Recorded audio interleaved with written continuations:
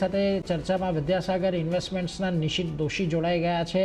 નિશિતજી, સ્વાગત આપનું। Very good morning. અને જુઓ, બજારની શરૂઆત આજે એક પોઝિટિવ થતી જોવા મળી છે।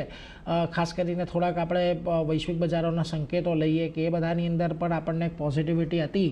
ખાસ કરીને હવે અહીંથી બજારની ચાલને કેવી રીતે નજરમાં રાખવી, કારણ કે જો આ તો એક નાનું અઠવાડિયું થઈ ગયું, પરંતુ હવે જે ખાસ કરીને અહીંયાથી અઠવાડિયું શરૂ થશે એમાં શું ખાસ ધ્યાનમાં રાખવું આપણે?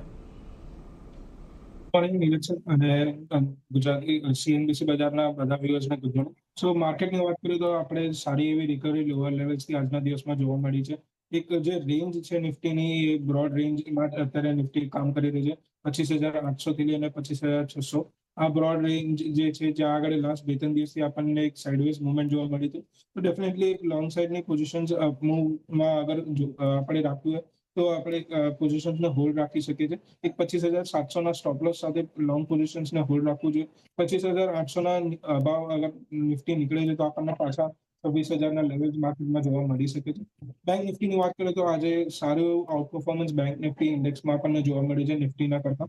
અને એનું મુખ્ય કારણ એ છે કે આપણને એક બ્રેકઆઉટ પણ જોવા મળી છે બેંક નિફ્ટીમાં 59,700ના અભાવ, જે લાસ્ટ 2-3 દિવસથી એક રેઝિસ્ટન્સનું કામ કરી રહ્યું હતું 59,700। ત્યારબાદ આપણને આજે બ્રેકઆઉટ એમાં જોવા મળ્યું છે અને એક ડબલ બોટમ એક 2 આવરલી ટાઈમ ફ્રેમમાં બેંક નિફ્ટીમાં બનીને એક સારું અપસાઇડ જોવા મળ્યું।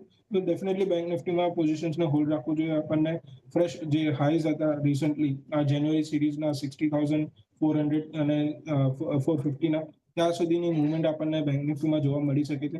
સારું અપસાઇડ આપણને બેંક નિફ્ટીમાં જોવા મળી રહ્યું છે। તો લોંગ પોઝિશન્સને બેંક નિફ્ટીમાં તો ડેફિનેટલી હોલ્ડ રાખવું જોઈએ। એક સ્ટોપ લોસની વાત કરીએ તો 59,300નો એક સ્ટોપ લોસ પોઝિશનલી રાખવો જોઈએ। 59,300નો સ્ટોપ લોસ બેંક નિફ્ટીમાં રાખો। ઉપર 60,300-400 સુધીના એક લેવલની અપેક્ષા ખાસ કરીને બનતી દેખાઈ રહી છે।